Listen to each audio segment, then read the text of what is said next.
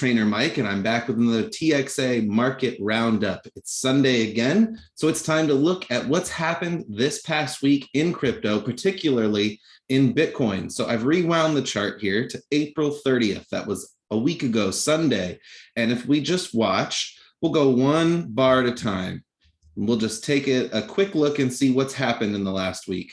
So there's 1, 2. We pulled back a little bit.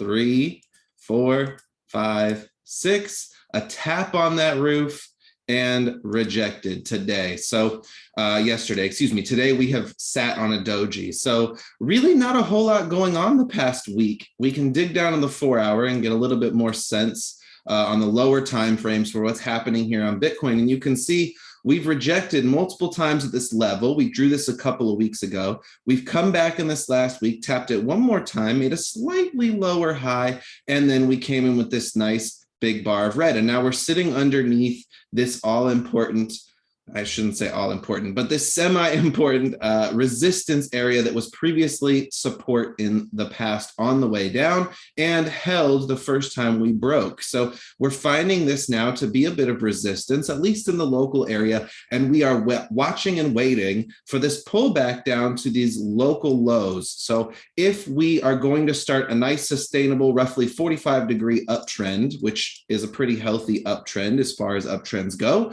we should see some kind of a pullback. We're looking for now about 15%, nothing massive. 15% is reasonable on Bitcoin for a pullback, and it's certainly not going to unravel the entire market. Now, if you've been watching equities, you know that the banking system is getting worse, especially in the US, and we've seen a lot more traditional banking entities start to show cracks, that their books are not as good as they made them out to be, and it is causing a lot of unease in the wider markets. We can look over at the S&P. It's been mostly sideways and quiet for the last couple of weeks. And the Dow Jones, same thing. A little bit of a rejection, kind of like we're seeing on Bitcoin, of an important area, and a little bit of a push down, but nothing crazy going on. And a lot of that has to do with this DXY. It has been sideways for about 3 weeks now, almost a full month. And as it holds this 50 fib here, which is right about in the middle of this giant uptrend on the DXY, as it holds this 50, we're kind of in a wait and see situation. And what we're really waiting to see is if this DXY is going to break this 50 and push down to the 618, or if it's going to reject and start making its way back up this channel. And what that's going to do, for the most part, the expectation is it's going to have an inverse effect on Bitcoin. So if the DXY here starts to break down at the 50 down to this 618, and we're looking for that type of movement, that could be relief for Bitcoin to actually push up and go tap up into this 37K area. On the other hand, if the DXY bounces here and starts to push back up and starts to make its way back up to this area for a rejection test, a resistance test, then we're going to see some pain on Bitcoin and on a lot of other equities and the crypto market as a whole. And that's going to see us drag our way down to this 24K area that we've been watching for the last couple of weeks. So far in the past week, not a whole lot has changed, but it's very interesting that we're kind of following a similar type of format of the move we saw previously coming out of this potential bottom on Bitcoin. Now, if you look over on ETH, you see a similar type of setup, but it's a little bit sloppier. It's a little bit more erratic. And you can see as ETH fell here, ETH took about a 15% hit coming off that local high. Bitcoin took about a 10%. And that has caused ETH Bitcoin to make a series of lower highs. You can see here over on Ethereum Bitcoin, as it has pushed its way down, it has made lower highs on the way down, but we're tightening up into this area and we're almost pinpointing off this 50. And we've seen a resistance type of move, and I mean resistance to going lower. So a support type of move here on the 50 in the past. We broke through it and tapped to 618. And now we're just kind of, I want to say we're winding up the coil. We're kind of compacting liquidity into this area in the 50. And this could cause a serious breakout in either direction. But I don't believe the Ethereum Bitcoin chart is going to cause the breakout. Instead, what's going to happen is either Bitcoin is going to go on a tear to the up or to the downside, and that is going to destabilize the relationship between Bitcoin and Ethereum. Either Ethereum will have to follow and play catch up if Bitcoin goes up, or we'll find out if Ethereum will bleed as hard as Bitcoin on the way down. You can see down to the local area on Ethereum here, about 21%. So if Bitcoin takes a 15% hit, while Ethereum pulls back 21% to that local line, then we can expect a net decrease on Bitcoin of about 5 or 6%. And that would bring us right back to that 618. So don't be surprised if at some point in the future we break to the downside and we tap the 618 at least one more time.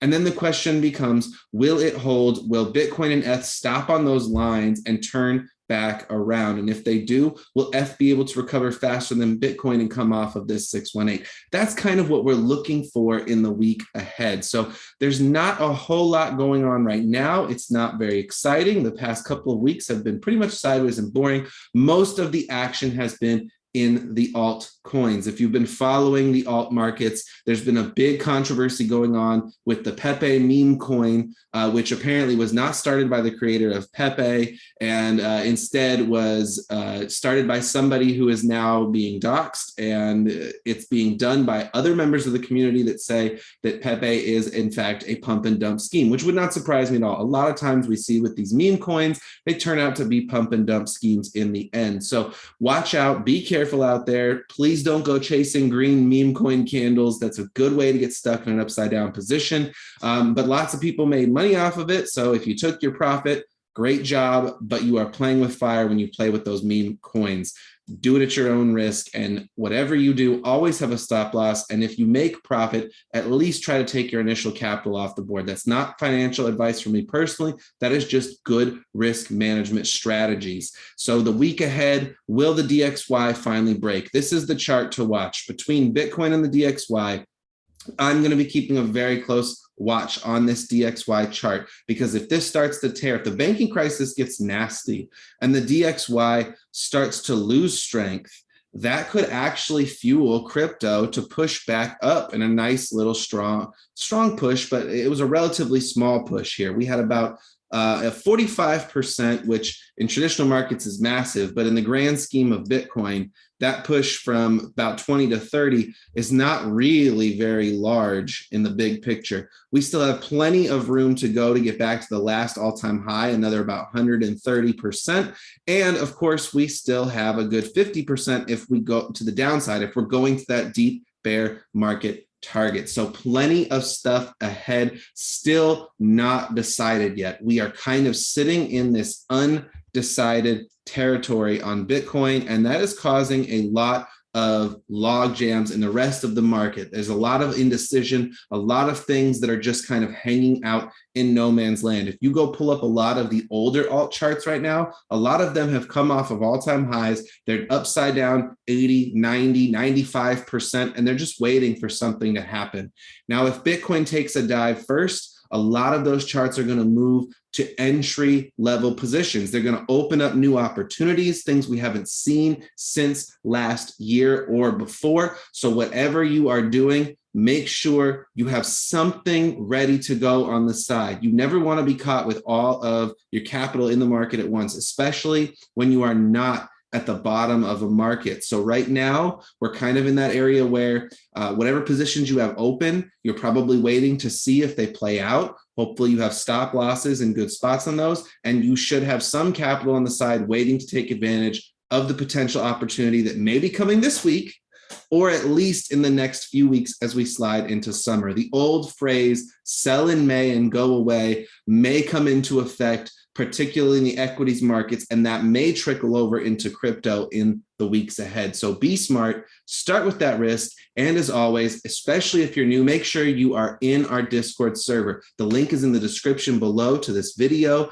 and if you have any questions, comments, you disagree, you have other charts that agree or disagree with what I'm thinking here and what TI's got going on in Discord, jump in there, share your charts, share your ideas, and ask questions. That's how our community grows together. Thank you all for watching this week, and I look forward to seeing you next time on the TIC TXA Crypto Market Roundup. Take care, everybody.